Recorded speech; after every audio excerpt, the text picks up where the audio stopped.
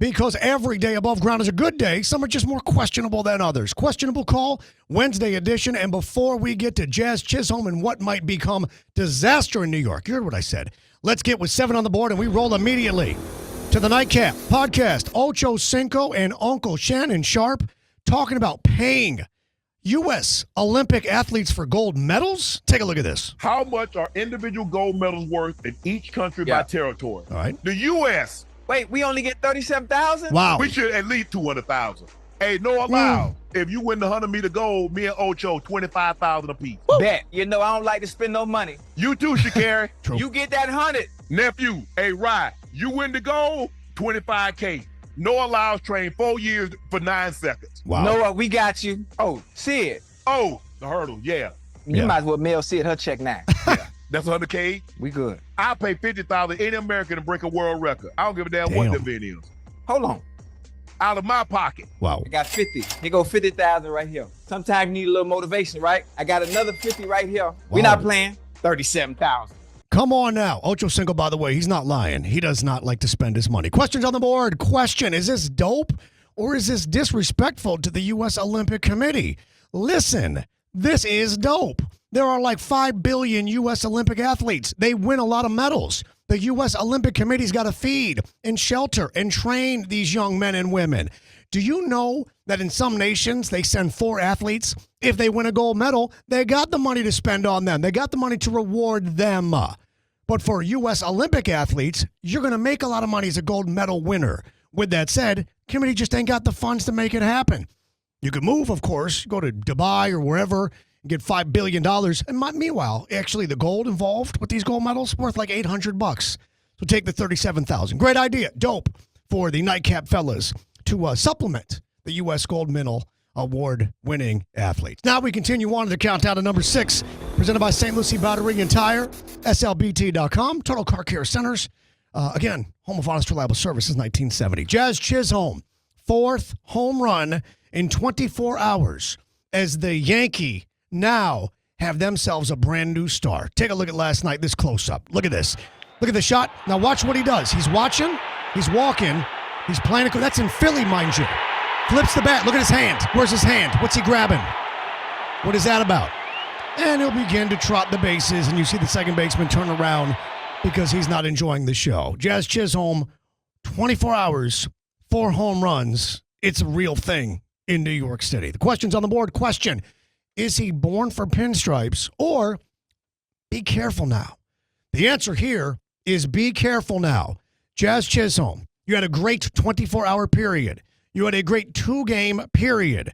You had 4 home runs in those games, but now the expectations are through the freaking roof. And with that said, you're going to learn a little something about playing in New York. And you're going to learn a little something from, I don't know, Mariano Rivera, Derek Jeter, that quietly go about their business.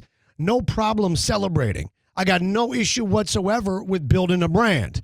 But when you make yourself this big, this loud, and you walk this proud, and you grab your ding-dong as you hit a ding-dong on the road, and you carry it halfway to first base, which is, by my math, 45 feet, be careful. Because when you go 0 for 4, when you go 0 for 4 with a walk, and when you are not producing, you've already established the expectation here. And there's nowhere to go but down, because you ain't hitting 2 home runs a night every night. Be careful now is the answer here. He may be born for pinstripes. We'll see.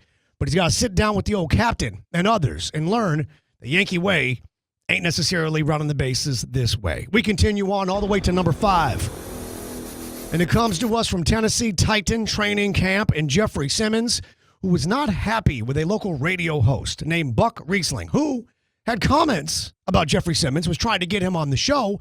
Well, now old Buck is live on the air and about to sit down with a teammate of Simmons as a guest. And you can hear Jeffrey Simmons in the background talk and bleep at the radio host, who, by the way, reminds us that he's live on the air. Take a look and take a listen to this. Yeah, Jeff, you want to sit down? We can talk whenever you want to talk. Jeff, we'll deal with that later.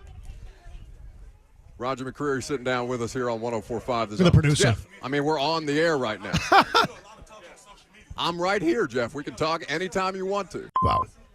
Unbelievable. We got to make that happen. Well, we'll deal with that later on. Roger McCreary sitting down with us. here on 104.5. Or Roger McCready. Jeff, if you want to sit down and talk about this, we can talk about this. I'm talking to you right here. Jeff, we tried to talk to you last week. I'm being rude to Roger. We'll deal with you later. Wow. Roger, what's going on? Roger. It's good. You're doing good out here. I'm doing good. Roger, what's going on? I'm having a verbal altercation with your teammate. We're live on the air. You're just sitting here. But what's going on? Meanwhile, you see the producer, his face. Question is on the board. Question, how should this have been handled? Not could, not would, but should. How should this have been handled? Imagine you're listening to this 104.5 in Tennessee, and you're in your car, and you can't see any of this. That is compelling as hell. That is fascinating radio. You're not sure what's happening, but if someone in the car with you is talking, you're saying, hold on. If you're where you want to be, if you've arrived at your destination, you're not getting out of your car. This should have been a moment in which Mr. Buck Riesling said one moment, instead of trying to be cool guy and be like, we tried to talk to you, or like, I'll deal with you later, calmly invite him over. Calmly read the room and say, my man, let's have a seat right now and let me hear all the, because I can't hear you right now. So just, here's the headset. Have the conversation on the air. They can hit the dump button back in the studio, and otherwise, Titans can pay the fines. But with that said, what you want to do is capture that moment. It is compelling. It is fascinating. It is memorable. And it might have made for great radio. Otherwise, you got one dude who's talking to himself because over the radio, you can't hear what old Jeffrey is saying. You can't get a read on that. I am finding a way to calmly make certain that he does join us. Instead of making it somewhat defensive, allow him to, clearly the man wants to vent, let him vent, but do it on our air so I can get those massive ratings. We continue on in the countdown. Hit like, hit subscribe. All the way to number 4, presented by Anajar and Levine Accident Attorneys. Take back control of your life. We got a Diamondbacks broadcast. Steve Berthiaume, who used to be an ESPN SportsCenter anchor, who is now the television, and has been, voice and face of Diamondbacks baseball. He is misreading a young fan's T-shirt. Look at the kid on the far right. Take a look at what his shirt says, and listen to what Steve Berthiaume thinks it says. Look at this. All right, I found my new favorite T-shirt ever. The guy on the right. I can't. I'm a moron. There it is on tape and everything. What? For the director. They'll use that, wear it out. Hey. It didn't say that. First of all, it said, I can't, I'm Mormon. It didn't say, I am a. And why would his shirt say, I'm moron? It would say, I'm a. There's no a there. Questions on the board. The question, was this comment idiotic or was this ironic? Take note, Alanis Morissette. This is ironic. Your whole song's not. Rain on your wedding day's bad luck. You know, when you need knives and you got a fork and vice versa, that's not ironic. Ironic is when you're accusing someone of being a moron and you're proving yourself to be a moron because you can't read. It says Mormon, the I''M. It is idiotic to some degree, but because the misunderstood or read word is moron, you're a moron. And therefore, Berthiaume, it becomes ironic. Someone send this to Alanis Morissette. She's got to read. It's a bad, listen, ironic is a banger, but the irony of ironic is that none of the incidents that she describes are actually incidents or examples of irony. Let's roll. We continue to number 3 in the countdown. Courtesy of SVP and the SV Pod, who, by the way, Scott Van Pelt had on as a guest, Jon Stewart, talking about the power of dogs. Here's why. SVP apparently recently lost his dog. And even though people are mean to each other, and they are in real life and on social media, and in particular on Twitter, for some reason, when it comes to people's dogs, people are nice to each other. Look at this. I always said sports are our greatest connector, and then Otis died, and I said, nope, it's dogs. I truly believe that that's the one thing. Because even the people that will say horrible things to you on social media, they got a dog. You're right, they do. Oh, and then you know what they do? They go, hey, man, hang in there. Right. I hate everything you stand for, but I'm really sorry about the dog. But they mean that second part. No question. And they do. And they mean that. It's such a brilliant observation. The question is on the board. Question, are dogs the ultimate uniter of people? First of all, Van Pelt with the sports, the ultimate connector, that's crazy. You go to a football stadium, there's 85,000 people, probably 50,000 for one team, 35 for the other. That's not a uniter. I always thought it was concerts. I always thought it was music. You go to a concert or you're somewhere in public and a song comes on, people of different socioeconomic backgrounds, lifestyles, different. You could be Democrat, Republican, gay, straight, black, white, Hispanic, Asian, Latino, whatever, rich, poor, young, old. Doesn't matter.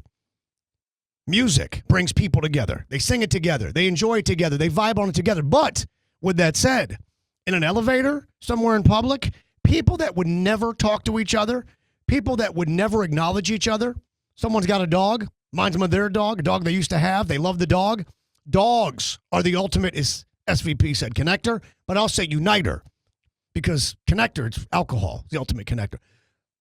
The ultimate uniter of humans is animals. Canine animals is doggies. And by the way, condolences to the Van Pelt family on Otis. We continue on in the countdown to number 2, presented by Celsius. Essential energy drinks. Live Fit. Celsius taking over the game.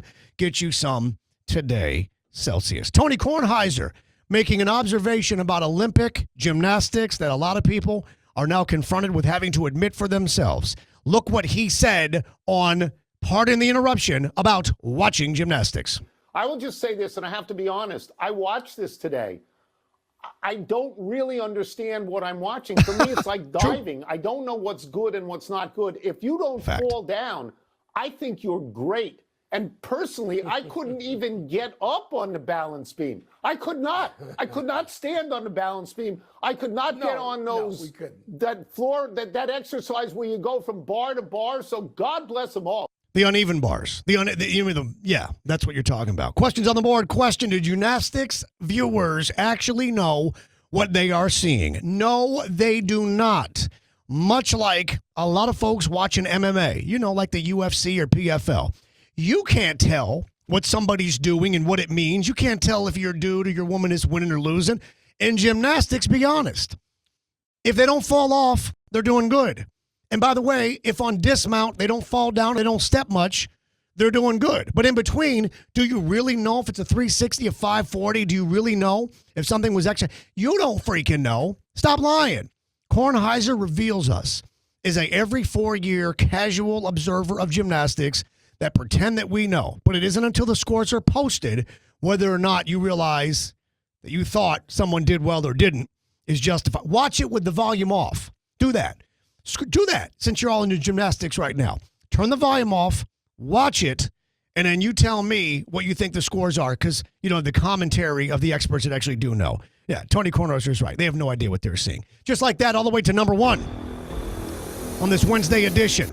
Molly Karam on on First Take, calling for Dan Orlovsky, since Stephen A's out of town, to be her PIC. He doesn't know what that means. Do you? Take a look. My PIC today. Probably the easiest thing of the summer. So let's make it happen. What's PIC? Partner in crime. Ooh. Oh, my gosh. Guys, help him. Did your partner in crime spill?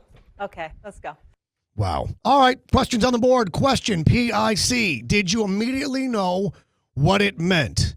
No, I didn't know. When she says my PIC, I didn't know. I mean, who knows? So many different things mean so many different things. And by the way, Molly, she's maybe millennial. She's not Gen Z. She's not at the end of this here. But it could mean any number of things. And by the way, Orlovsky's brand is to kind of be out of touch, be the old man, be that guy. So I get it. But I'll be honest, I'm not that out of touch, even though I'm kind of an old man. When she said PIC, I'm like, makes sense. But you probably have to tell me partner in crime is what you'd have to do. Hit like, hit subscribe. And remember, kids, while every day above ground is a good day, some are just more questionable than others. Second night to the bad guy. See you on Friday.